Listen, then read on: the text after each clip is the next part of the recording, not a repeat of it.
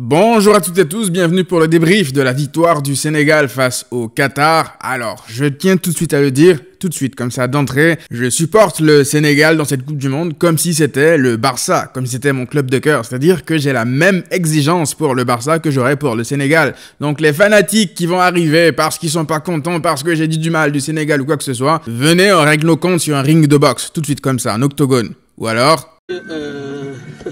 Monsieur, mets-toi à côté. Tu n'es pas avec nous.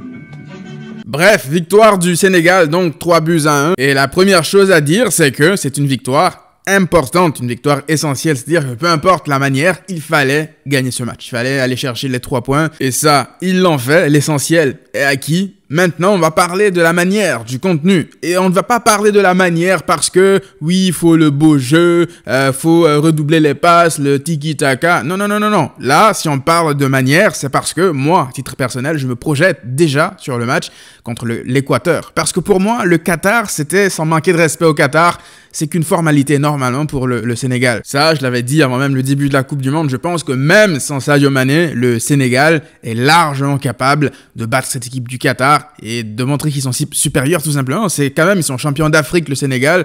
Maintenant, pourquoi je parle encore une fois de contenu, c'est parce que on se projette encore une fois vers le match contre l'Équateur. Parce que lorsqu'on regarde le match de l'Équateur face à ce même Qatar, tu vois la différence. Aujourd'hui, le Qatar, ils auraient pu égaliser. Le Sénégal s'est joué à se faire peur. Maintenant, c'est pas en faisant des parallèles entre deux matchs qui ont parfois des réalités assez différentes que tu réussis à déterminer le niveau réel de deux équipes. Donc, c'est pas à travers ça, je veux dire, qu'on va dire que le Qatar est plus fort que l'Équateur serait plus fort que le Sénégal ou quoi que ce soit. Non. Chaque match a sa réalité. Maintenant, face aux petits adversaires, normalement, tu es censé montrer que tu maîtrises. Tu n'es pas censé te faire peur comme tu l'as fait aujourd'hui. Parce que le Sénégal a eu la chance aujourd'hui de tomber sur un arbitre nul comme Matteo Lahoz. Les gens qui suivent la Liga, nous, les suiveurs quotidiens de la Liga, on sait. On connaît déjà Matteo Lahoz qui a besoin d'être le protagoniste d'un match à chaque fois, que ce soit les corners qui jugeaient mal. Mais bon, ça, il n'est pas le seul responsable. Il y a quand même son équipe avec les arbitres de touche et tout, mais c'est décision parce qu'on va parler du péno.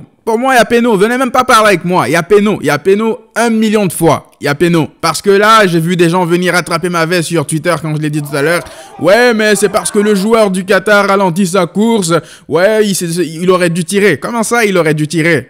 C'est quelle règle qui impose au joueur du Qatar de tirer? Si, aujourd'hui, il se fait déséquilibrer dans la surface de réparation, il y a péno. Est-ce que si, de l'autre côté, le Sénégal avait bénéficié de la même action, vous auriez dit la même chose? Ah non, il aurait dû tirer. Non, il y a les règles, elles sont là. Qu'il soit, on va dire, assez rusé pour le faire ou quoi, qu'il soit vicieux, c'est le foot. C'est comme ça. On a vu Luis Suarez tenter venir, je veux dire, provoquer les défenseurs des pénaux pas mal de fois de cette manière, pousser le défenseur à la faute, parce qu'on va pas se mentir, Ismaël Assar, il arrive à s'élancer, le joueur du Qatar protège son ballon, et Ismaël Assar, le percute. Si tu ne touches pas dans ce type de situation, si tu ne touches pas le ballon, si tu ne prends pas le ballon, et que tu joues, en gros, le contact physique comme ça dans la surface, je suis désolé, c'est péno. Et ça aurait été encore une fois, je le dis, ça aurait été le Barça, mon propre club, j'aurais dit la même chose. Il y a péno, je suis désolé. Et on va pas chipoter dessus parce que moi, je vais pas me plaindre. J'ai vécu beaucoup trop d'erreurs d'arbitrage en ma défaveur ces derniers temps, que là, pour une fois que ça va dans mon sens, quand je dis dans mon sens, c'est pour l'équipe que je supporte,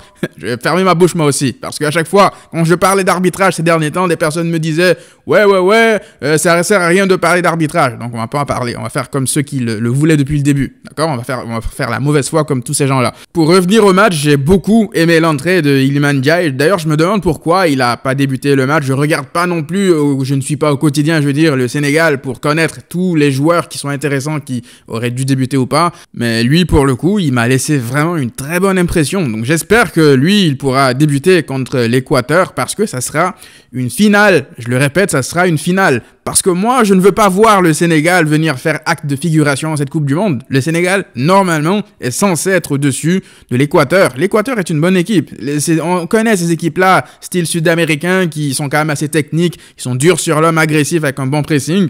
Mais le Sénégal va devoir rehausser encore plus son niveau. Est-ce que cette équipe du Sénégal, aujourd'hui, on peut se dire que le Qatar en face, donc ils se disent que ça y est, on va pas non plus énormément monter, je veux dire, le niveau de jeu pour arriver à bout de cette équipe. Peut-être, j'espère en tout cas que c'est ça, parce que ils n'ont pas rassuré aujourd'hui. Aujourd'hui, il y a la victoire, il y a même un score assez conséquent, on va dire, mais la manière n'y était pas. Moi, j'ai pas envie de voir Edouard Mendy être comme ça, autant sollicité, parce que là, aujourd'hui, sans Edouard Mendy, peut-être que le Sénégal, ils encaissent beaucoup plus. Aujourd'hui, il te fait une grosse parade au bout d'un moment. C'est comme ça qu'on a envie de voir Edouard Mendy. Pas comme durant le match contre les Pays-Bas, même si bon, c'est pas lui le responsable de la défaite, mais je pense que voilà, il n'était pas à son meilleur niveau contre les Pays-Bas. Sur la deuxième frappe, par exemple, sur le deuxième but des Pays-Bas. Bref, on va pas revenir dessus. Ce que je veux dire, c'est que là, le match contre l'Équateur, j'ai hâte d'y être. Parce que le Sénégal, même sans Sadio Mané, je pense qu'ils peuvent faire un bon match face à l'Équateur. En parlant justement de l'absence de Sadio Mané, c'est la raison pour laquelle, malgré le contenu, on va dire, assez moyen du Sénégal aujourd'hui, c'est difficile aussi d'être extrêmement exigeant parce qu'on parle quand même d'une équipe qui vient de perdre son meilleur joueur juste avant le début de cette Coupe du Monde. Et on ne parle pas de n'importe quelle absence, on parle quand même d'un joueur qui vient de terminer deuxième sur le podium du Ballon d'Or. On va pas vous présenter Sadio Mané quand même. On parle de Sadio Mané là. Sadio Mané, je veux dire, son absence, c'est sûr qu'elle se fait ressentir dans le jeu parce que lui, il est capable non seulement d'être important dans le dernier tiers du terrain pour marquer des buts, mais aussi intéressant à la création, dans le déséquilibre. C'est un joueur qui est capable de transcender littéralement le jeu dans le dernier tiers du terrain du Sénégal. Et on voit que son absence, elle pèse. On le voit. Maintenant, contre les Pays-Bas, encore une fois, ça se voit que le Sénégal est capable de faire beaucoup mieux que ce qu'ils ont fait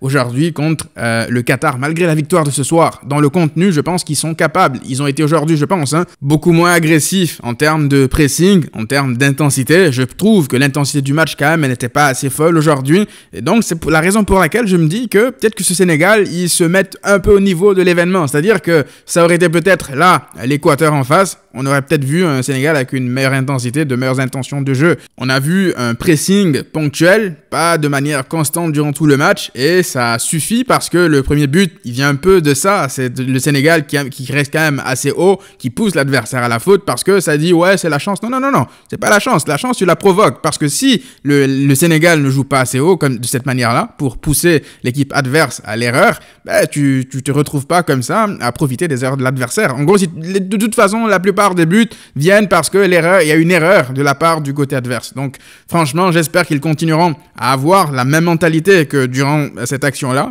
durant toute la compétition, le reste de la compétition face à l'Équateur, ça va être important. Et j'ai envie de parler aussi de Ismaïla Sarr. Lors du premier match contre les Pays-Bas, il a mélangé Matthijs de Ligt comme pas possible.